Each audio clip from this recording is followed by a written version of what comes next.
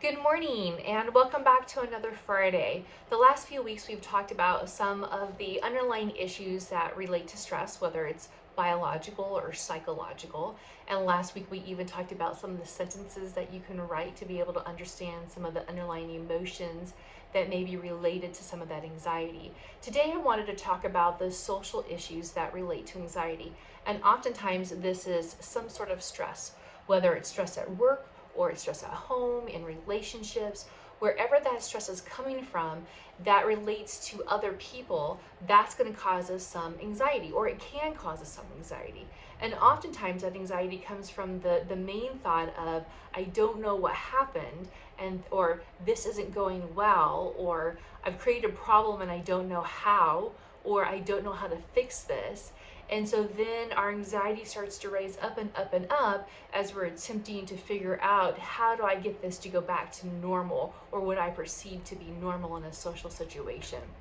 The social situations that can also cause anxiety is just meeting new people. There's many times where meeting new people, or people that you're not sure even care for you, or maybe have something negative to say about you, and yet needing to go into a social situation with them where that can feel threatening.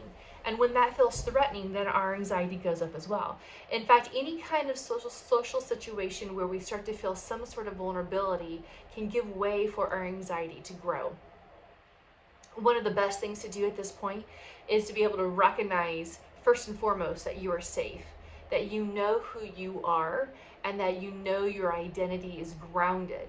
And for me, I take that as my faith. My identity is grounded in my faith. And so when I know that that's where I'm grounded in, whenever that's over, that feeling, that anxiety starts to raise up and starts becoming overwhelming, what is most important is to be able to take that deep breath and to go through the things that I know to be true.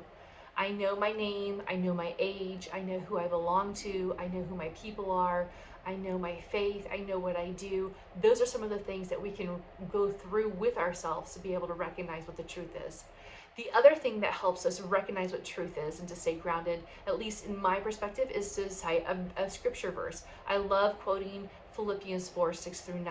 That is one of the ones that really helps me to be able to slow my breathing down and to be able to get back to the place of knowing that I'm okay, I'm safe, and that this is what, even if these people don't like me, or even if I don't know these people, or even if there is something that happened, that it's going to be okay and we can work through that.